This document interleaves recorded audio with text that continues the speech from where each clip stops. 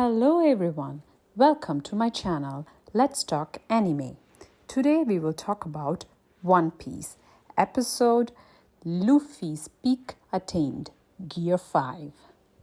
Luffy's Gear 5 and also spilling the beans on Joy Boy has been the focus of this episode. And if you have been following One Piece, you must have heard this name come up quite often here and there. And we all know that it is kind of tied to that 800-year mystery that the world government has hidden.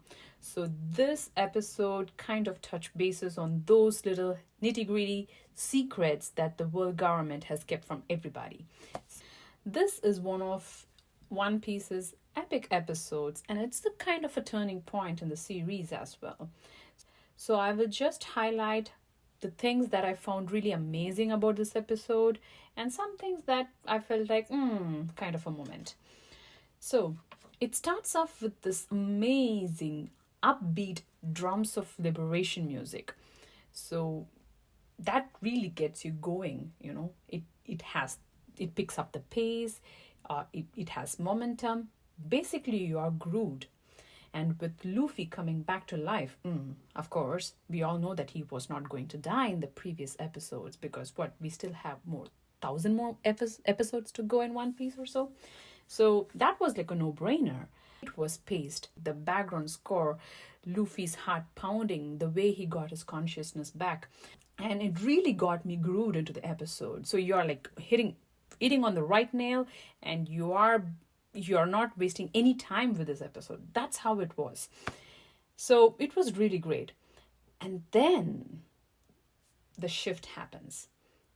Then comes Hiyori and Orochi. Man, I have to be honest, that the scene with Hiyori and Orochi took away a lot of momentum. And personally, to me, Orochi is easily one of the most top 10 hated anime characters ever. And up until a few episodes back, I was really glad that they had put an end to his character and I don't have to see him anymore. To bring him back was, kind of irritating. But then again, in such an important episode, to have Hiyori and Orochi going on and on and on, and that too having the same redundant conversations about, what a mean thing he did to his father. Of course, it was mean, but it wasn't any new information. It was information that we have heard and seen n number of times. It was a big no for me because it took away all the momentum that was set up in the early stages of this episode.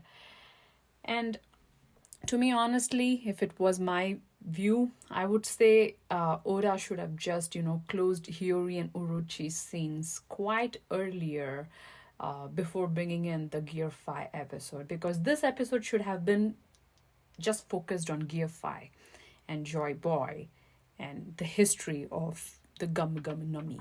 So that, to me, should have been how the episode should have gone. The anime did stick true to the manga, but I really do feel that Oda could have done that, or at least they could have at least reduced the amount of time they spent on Hiyori and Orochi. It was like 5 minutes, folks. Seriously, 5 minutes of Orochi. My God. Anyway, and then the salvation point comes, after the Hiyori and Orochi scene, where we get to see this glimpse of Luffy's new potential, his new power. You see this brand new Luffy who has this whole new character design for him with the power of his Gum Gum Nomi. Basically, the Gear 5 is what he calls with it. So that was like really good. I'm really excited for the next episode because it's all about Gear 5 and how Luffy is, getting a hold of his new ability. So that was like a salvation point, but then they added the flashbacks.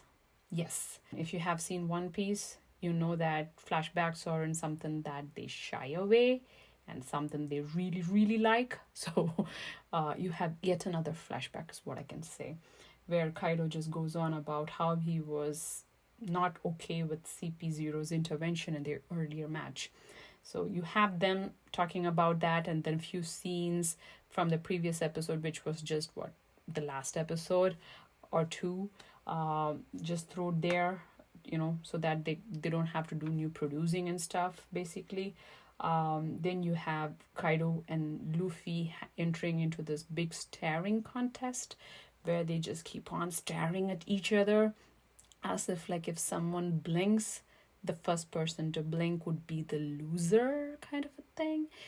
Anyways, they just keep on staring, and then they put these words, "to be continued."